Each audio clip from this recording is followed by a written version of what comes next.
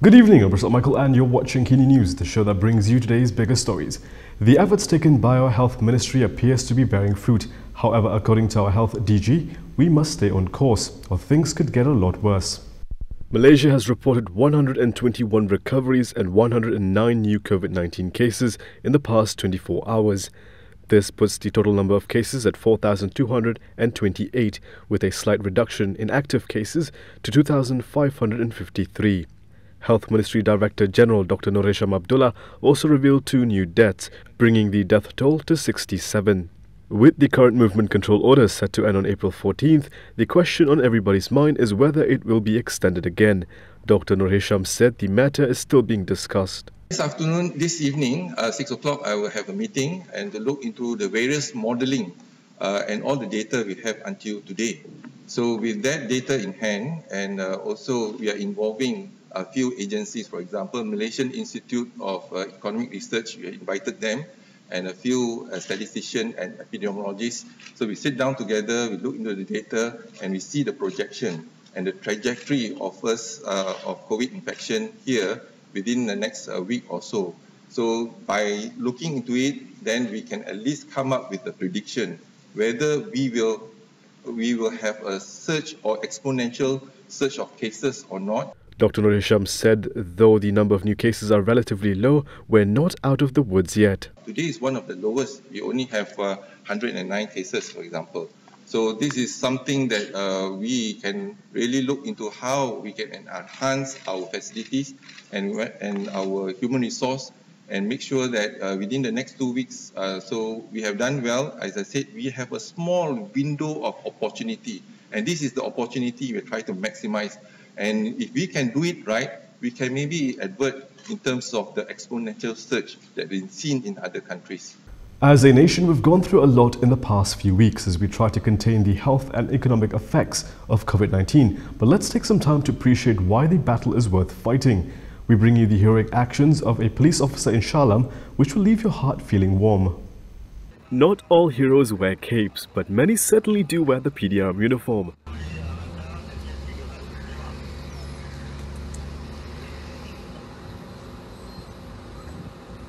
One such example is Police Corporal Mohd Azad, who managed to rescue and reunite a puppy with its family this morning. While carrying out patrol duties to enforce the movement control order, Mohd Azad with the mobile patrol vehicle unit from the Shah Alam District Police Headquarters stormed drain to help the puppy that had fallen in.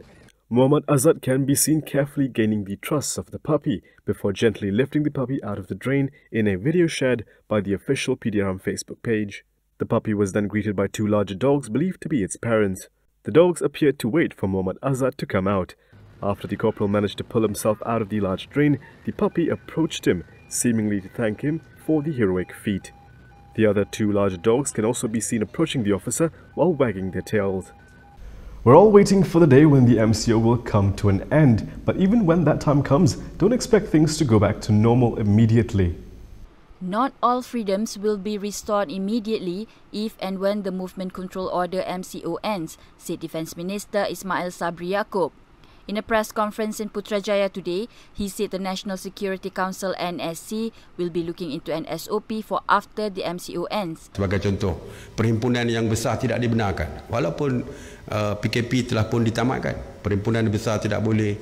Tadi kita ada cadangan convocation dan sebagainya pun kita tidak benarkan. Apa-apa aktiviti yang menghimpunkan ramai orang serentak dalam satu masa tidak dibenarkan. The government will also be discussing an SOP for the various infection zones tomorrow. Ismail had previously hinted that life in a red zone with more than 41 COVID-19 infections may be vastly different than life in a green zone with no infections. But whether or not the MCO will be extended, Ismail added, will be based on advice from the Health Ministry. Setakat ini belum ada nasihat lagi dan kita tidak bincang pun di mesyuarat khas menteri-menteri setiap pagi, dan saya pun tidak tahu apa seterusnya, dan kita serahkan kepada KKM lah yang akan menasihatkan kerajaan. InsyaAllah selepas menerima nasihat daripada KKM, pastinya kerajaan akan membuat keputusan. A TikTok competition announced by the Minister of Higher Education. That can't be real, right? I'm afraid it is. You guys, jangan merayau-rayau tau. Stay put. Kita buat TikTok. Siapa yang paling kreatif, saya ada hadiah menarik untuk anda. Meet Noraini Ahmad. She is the country's higher education minister and she's currently under fire for organising a TikTok contest. Politicians and student associations have come out to criticise her for the move. Paloh assemblyperson Sheikh Umar Bagharib Ali slammed and expressed shock that someone in Noraini's position would organise such a contest. He said while he did not blame the students and young people for being interested in the application as a medium of entertainment, Noraini's role in organising a contest involving the social media platform was described as puzzling and shameful.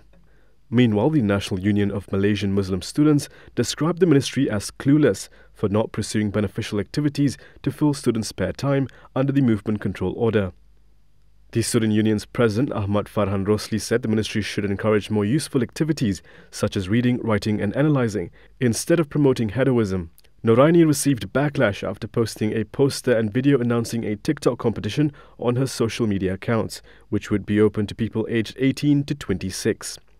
TikTok is an application used mostly by young people. It allows users to create and share short videos, which may include lip sync of popular soundtracks or dance routines. But it's not limited to that. All sorts of content can be found on the platform. With many people forced to stay at home due to the COVID-19 outbreak, a growing number of adults have started using the platform, in this case even ministers. Whether that's a good thing, you be the judge. PM kan dah kata jangan sana ke sini ke sana ke sini ke sana ke sini ke sana ke sini. While many look forward to the movement control order being lifted, there are arguments to why it should be extended. The Academy of Medicine of Malaysia has urged the government to extend the Movement Control Order MCO beyond Hari Raya Aidilfitri celebrations. The professional body said in a statement, a premature withdrawal of MCO restrictions will potentially undo all the good that has been achieved these past 4 weeks. A balik kampung exodus could spread the disease further, especially to the elderly, and there would be a failure of social distancing as travellers crowd into R&R stops along highways. He said that while many would understandably wish to travel and spend time with relatives during Hari Raya, the events this year are unprecedented. Hari Raya is expected to fall on May 24th, but the Academy noted that other festivities such as Harvest Festival in Sabah and Hari Gawa in Sarawak will follow soon after. The current Phase 2 of the order is set to expire at the end of April 14. The Health Ministry is expected to provide data on April 10 for the government to decide whether to extend the order. Meanwhile, an online poll by the National Security Council to gauge the public's opinion on whether the MCO should be extended further has returned with overwhelming support for its extension. As of 11:30 a.m. today, the poll shows that 88% of 216,389 respondents have voted for yes. A new study has found that cats may be vulnerable to the coronavirus. Cats can become infected with the new coronavirus, but dogs don't appear to be vulnerable, according to a study published on Wednesday, prompting the WHO to say it will take a closer look at the transmission of the virus between humans and pets. The study published on the website of the journal Science found that ferrets could also become infected with SARS-CoV-2, the scientific term of the virus that causes the COVID-19 disease. However, dogs, chickens, pigs and ducks are not likely to catch the virus, the researchers found. The study was aimed at identifying which animals are vulnerable to the virus so they can be used to test experimental vaccines to fight the COVID-19 pandemic, which has killed more than 83,000 people worldwide since it emerged in China in December. SARS-CoV-2 is believed to have spread from bats to humans. Except for a few reported infections in cats and dogs, there has not been strong evidence that pets can be carriers. Coming up next, the WHO wants world leaders to stop politicizing the virus, and New York is seeing one of its worst days yet.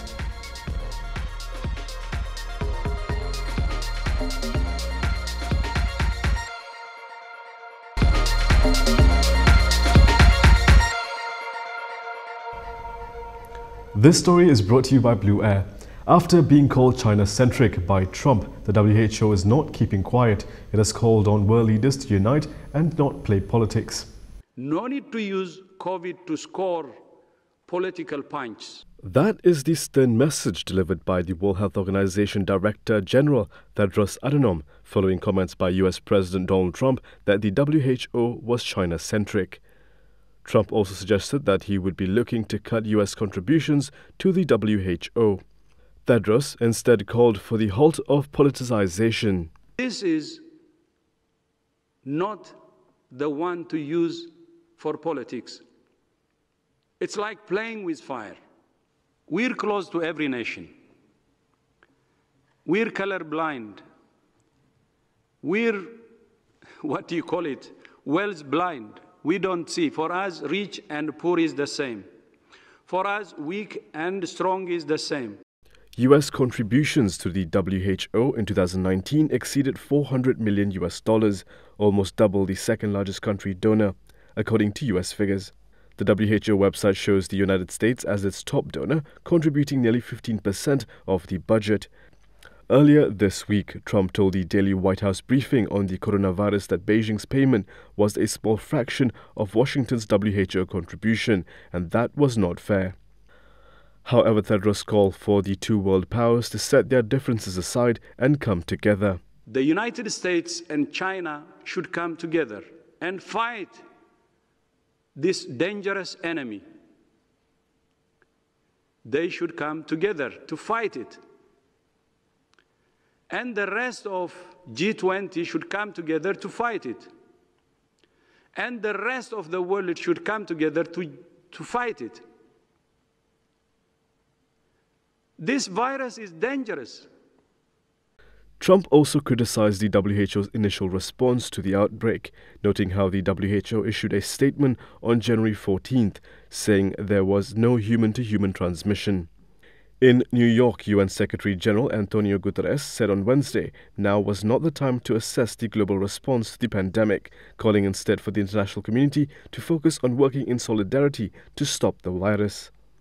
Meanwhile, Tedros said his UN agency would conduct its usual assessment of its performance after the emergency and draw lessons about its strengths and weaknesses, adding, quote, "We make mistakes like other human beings."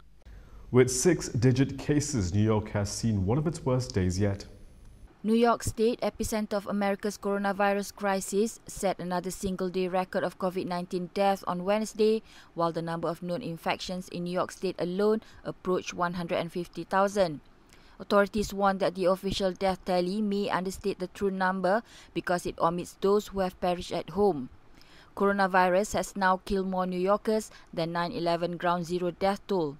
New York Governor Andrew Cuomo has ordered flags to be flown at half-staff across New York in memory of the victims.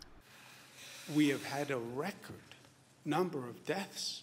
I mean, I went through 9/11. I thought in my lifetime I wouldn't have to see anything like that again. Nothing that bad, nothing that tragic. Cuomo said 779 people had died in the past day in his state. Despite the grim figures, Cuomo said overall trends still appeared positive.